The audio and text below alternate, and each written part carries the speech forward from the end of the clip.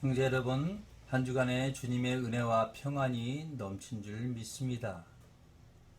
오늘은 쉬지 말고 기도하라는 또 이렇게 사도 바울의 하나님의 말씀을 가지고 나눠보는 시간을 갖겠습니다.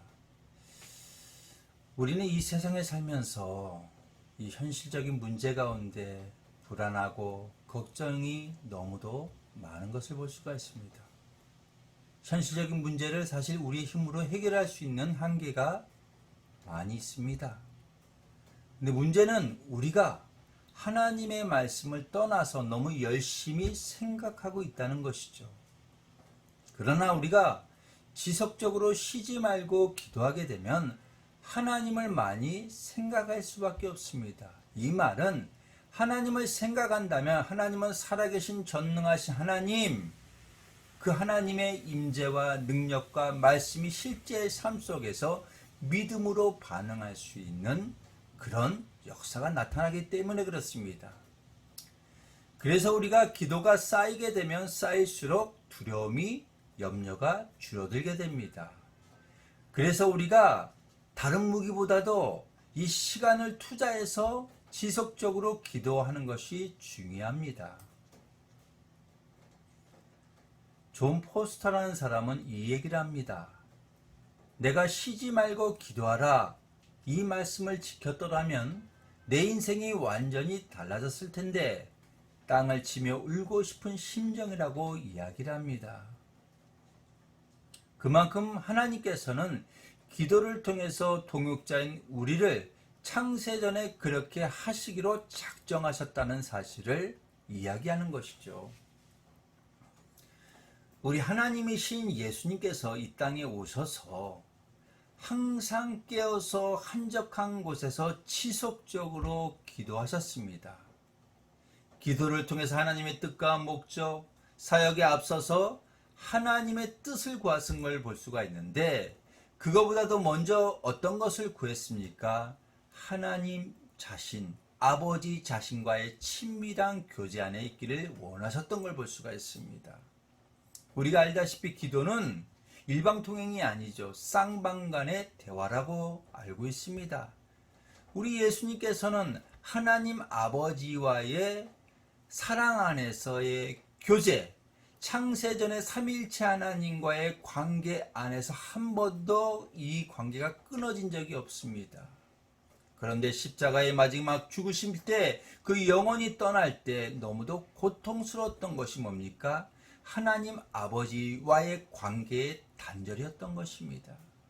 그래서 우리가 하나님을 알고 하나님을 사랑하고 하나님이 인식되고 하나님을 경험하며 할수록 하나님의 임재가 떠날까봐, 하나님과의 관계가 끊어질까봐 제일 먼저 걱정하는 것이 크리스찬의 정상적인 신앙생활인 것입니다. 그래서 걱정과 근심으로부터 우리가 자유할 수 있는 방법은 계속적인 기도 외에는 없습니다. 기도하는 시간을 부담으로 생각할 필요가 없는 것이, 어차피 기도 안 하면 우리는 그 시간에 걱정하고 염려하기 때문에 그렇습니다. 기도 시간과 걱정 시간은 반비례합니다. 우리가 쉬지 말고 기도하라. 우리가 시간을 정해놓고 기도하지 않습니까? 그런데 쉬지 않고 기도할 수는 없죠. 우리가 쉬어야 되지 않습니까? 이 말은 우리의 생각 자체가 염려와 걱정들, 무엇을 먹을까, 무엇을 입을까, 또 어떤 상황 속에서 내가 앞서간다고 되는 것이 아니라는 것이죠. 주님 앞에 맡기는 것입니다. 하나님 손에 다 드릴 때 이것이 진정한 기도라는 것이죠. 이게 믿음입니다. 하나님을 신뢰하는 것입니다. 그래서 우리가 쉬지 말고 기도하면 하나님께서 우리를 위해서 쉬지 않고 일하시는 걸 볼 수가 있습니다. 반대로 우리가 기도를 멈추면 마귀가 활기차게 일하기 시작합니다. 마귀를 묶어버리는 길은 기도 외에는 없습니다. 왜 성경은 열심히 기도하라지 않고 쉬지 말고 기도하라 할까요? 우리가 운동 경기에 보면 흐름이라는 것을 알 수가 있습니다. 이기고 있을 때는 어떻게든 그 흐름을 놓치지 말고 끝까지 몰아붙여야 하고, 지고 있을 때는 어떻게든 상대방의 흐름을 끊어야 합니다. 그래서 감독들이 작전 타임을 자주 부르는 것입니다.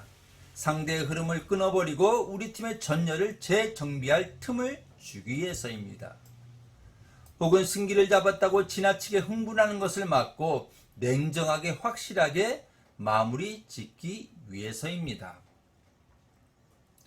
우리가 어제 은혜 가운데 부흥을 경험했다고 해서 오늘의 잠깐의 기도의 끈을 놓게 되면은 강대한 여리고성을 무너뜨려 놓고 미약한 아이성에서 참담하게 패배한 이스라엘 백성이 되는 것입니다. 우리가 기도 안 하면 하나님과의 관계가 어떤지를 자각을 하지 못해요. 한번 그렇게 해보시겠습니까? 기도하지 않으면 짜증이 납니다. 분노가 납니다. 불안합니다. 자기중심적으로 생각합니다. 하나님을 찾지 않습니다. 죄책감이 듭니다. 하지만 그때 즉시 예수 그리스도의 십자가를 의지하고 담대히 하나님 앞에 나가는 기도의 자세가 중요한 것. 이것이 겸손한 것입니다. 내일 미루는 것이 아닙니다. 우리가 아무리 전통적으로 100년의 역사를 가지고 능력이 있다고 하더라도 1년 동안 기도하지 않게 되면은 순식간에 무너질 수밖에 없는 것입니다. 운동선수들은 오픈 시즌에도 부지런히 훈련하여 몸을 만들어 놓습니다. 안 그러면 시즌이 시작될 때도 제대로 실력 발휘를 할 수 없기 때문에 그렇습니다. 기도도 마찬가지입니다. 인생에 큰일이 있을 때 갑자기 몰아치듯 해서는 안 되고 꾸준히 지속적으로 기도해서 영적인 내공을 구축해 놓아야 합니다. 그래야 비상상황이 터졌을 때 어둠의 권세의 공격으로부터 자신과 가정과 교회를 지킬 수가 있습니다. 왜냐? 기도는 살아있는 대화의 능력이기 때문에 그렇습니다. 형식적인 아닌 가식적인 아닌 주님께 진실하게 말씀을 드리는 것입니다. 그래서 성경은 히브리서 7장 25절에 이렇게 이야기합니다.